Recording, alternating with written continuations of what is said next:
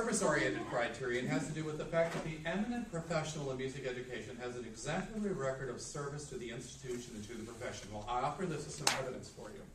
First of all, for a while he was head of music education here. He has served on the committees, as you heard, that wrote the 1994 National Standards in Music and the original Sunshine State Standards for Florida. He's edited the Florida Music Director in the past, and he's been on innumerable committees at institutions at IU and here at UF. So you need to make your decision based on the evidence that I've given you. Is this met or not met? Okay. The next criteria is leadership. The eminent professional in music education really has demonstrated effective leadership at all levels. Well, just to remind you of what Dr. Bauer just went over with you, he's been president of the Indiana Music Educators Association. I know I'm an Indiana guy myself, so you have to be a leader to lead all those Hoosiers, right? And then the president of the North Central Division. That's an even more rowdy group, all right? And then the national president of MENC, which is now, of course, you know, the National Association of Music Education, and he's did this for a couple of years. And he's been on countless doctoral committees at IU and UF, and of course, some of you still have him on your committee. So, okay, has he met that criterion? Well, the evidence speaks for itself. Scholarship. Eminent professional in music education has a distinguished record of scholarship. I tried to cross that R out there. Okay, and research in the profession. Well, can we just say, I hate being imprecise because I'm kind of a data guy, but isn't it about 40 books now or something like that? And then, you know, we can't even count the articles because I mean, after 62 years, how do you know? And also, he's really been published in some very prominent and important publications like those highly respected proceedings of the International Symposium on Assessment of Music Education. Smile. You can laugh, it's okay. And of course, he's still writing too, as you know. So let's see, a scholarship. Does he meet that one? Okay. He's got an X in that box for me as well. Highly awarded, okay? The eminent professional in music education has been recognized in the profession at all levels. Well, he's a distinguished alumnus at Michigan State University, Hoosier of the Year Award in the Indiana Music Educators Association Hall of Fame of the Florida Music Educators Association, and now the MENC Hall of Fame, which I was pleased to have part of.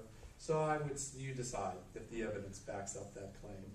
Impact, well, this is where, you know, we assessment folk really don't like to admit this, but some criteria are such a complex combination of direct and indirect evidence that they're truly immeasurable. All right? So Dr. Hoffer's impact on the profession is vast, significant, and permanent because everyone, capital letters, knows his name or has studied from one or more of his books, including me. Because Dr. Hoffer, when I was an undergraduate in 1970 to 74 at the Cincinnati Conservatory of Music with Charles Benner, somebody you knew, we were studying the Hoffer book on secondary education, because that's what I learned. Okay? So, and really, what more evidence do you need? Okay, so even though it's immeasurable, you could probably give it, I'm forcing you a choice, met or not met. And the collegial part, the eminent professional in music education is collegial and an all-around nice person to be around. Okay? Well, I think this evidence is completely qualitative, and I say it's very personal to me, but he is one of the nicest guys you'll ever meet, because when I first came to University of Florida back in 2000, I literally stepped out of elementary school into this university, and I met Charles, and I thought, oh, this is great, because I'm thinking, here he is, the guy that I studied all of these books from, and here he is in front of me, and he's really a very nice guy. Midwestern charm combined with genuine concern for his colleagues. It's been an honor to know and work with you. Thank you, Charles.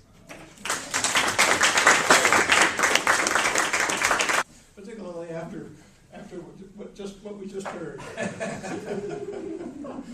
Don't dare disagree, right? Oh, well, by the way, that was a reliability test, and I think it's probably fairly reliable. well, it is an honor for me to have the opportunity to say a few words about my esteemed colleague, Charles Hoffer, whom I consider to be a major icon in the field of music education throughout the second half of the 20th century. As he begins a new life, a new chapter in life, as Professor Emeritus, my colleagues and I in the School of Music extend to him our very best wishes.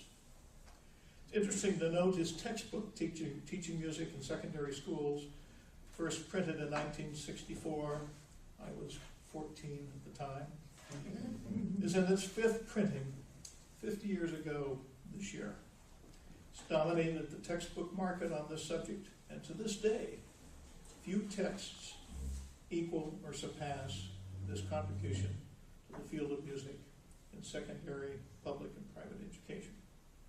As other texts has been mentioned many times today, include Music for Classroom Teachers, an Introduction to Music Education, which has been translated into Korean and other languages, many other languages, I'm sure. Dr. Hoffer's text, Music Listening Today, now in its 5th edition, is an example of his commitment and research to improving the instruction that students receive through college-level courses in music appreciation, incorporating oral and visual experiences utilizing current technology.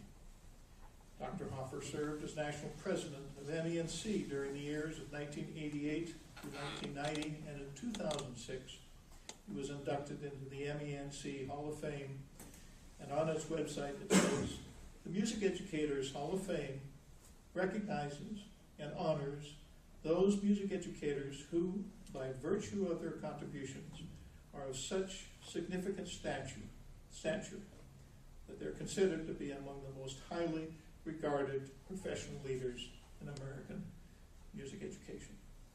Charles, we thank you for your extraordinary service to the School of Music, the University of Florida, and the field of music education internationally.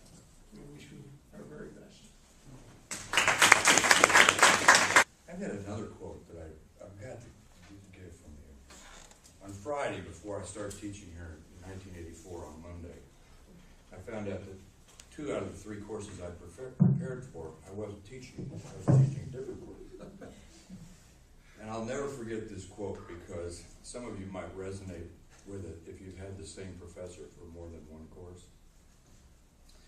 Dr. Hoffer said to me, he says, "It really doesn't matter how many courses a professor says they teach. They really only teach 2. Maybe you've seen those diagrams intersect if you've ever had to have the same person. Charles Hoffer is an icon of music education. In the lineage of the Music Educators National Conference, now the National Association for Music Education, which we could also talk about that transition that happened after his presidency. He is one of the few real contributors to our field and the growth of the profession for the purpose of our profession, which is to teach music and have students love music more as a result of our instruction, as we blend the emotion, intellect, and skills into that basic subject that is our only collective art form, music. If we just highlight his contributions,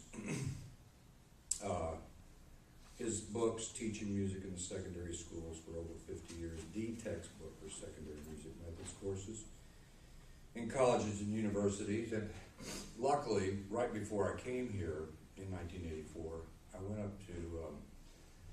went to both my major professors, David Boyle, and I said, "You know, the only book I know in psychology of music is the one you've written. Are there others?"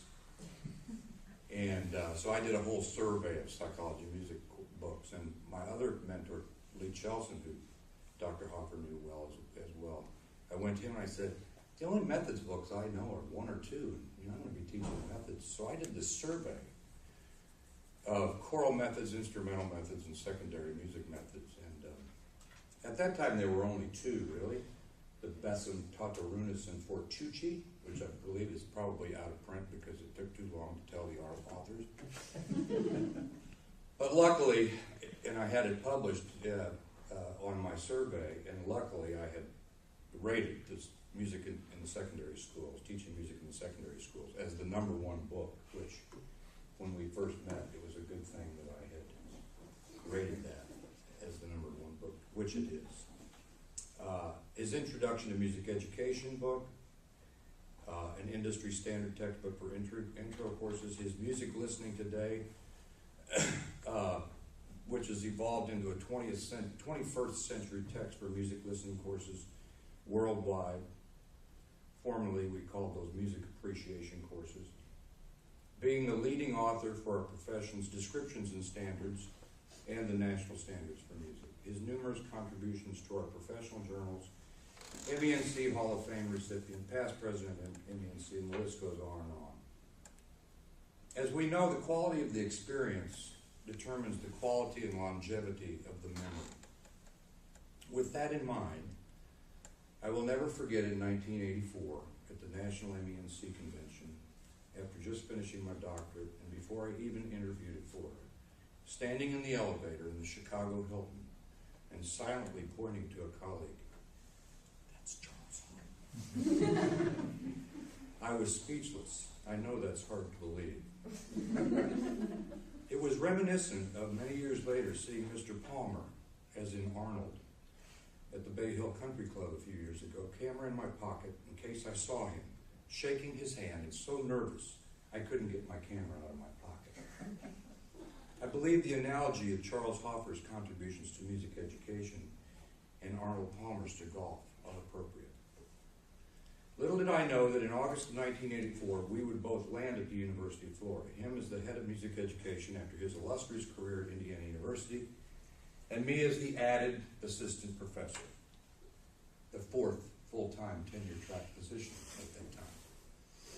I'm sorry the dean's left the room. But I hear you. And you know I'd say it if she was here. Charles Hoffer has been my colleague, my friend, my mentor for 30 years. We've been through numerous personal and professional joys and sorrows together. Through it all, he has been my caring and supportive friend. You may want to give him the credit or the blame, but if it had not been for Charles Hoffer, I would have left the university for other university positions several times in the past 30 years. I can tell you the truth. As you know, I'm sometimes brutally honest.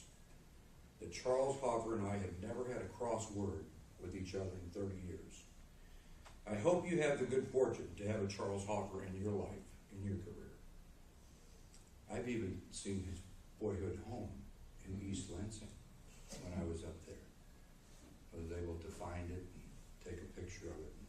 Mary probably knows where that is. I have not seen it. Okay, well, it's kind of right across from the entrance and down the street a bit, right near your elementary school, as I recall. Collingwood. I often quote the great philosopher Charles Hoffer. Here are a few of them. When asked by a doctoral student, what should I be prepared to write on my doctoral qualifying exams? Dr. Hoffer's response was, a lot.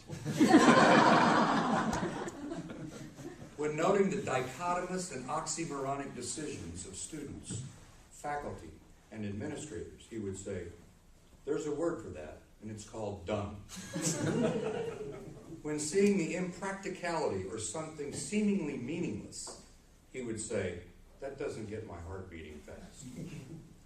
Or after an eloquent speech by a self-imposed important music educator, after giving a keynote speech, he said, he likes to speak in terms that people don't understand, so they think he's smart. I could go on and on, but Dr. Hoffer, my life is not only richer and fuller as a result of our long association, but my life and career would be very different and missing many of its highlights if it weren't for you.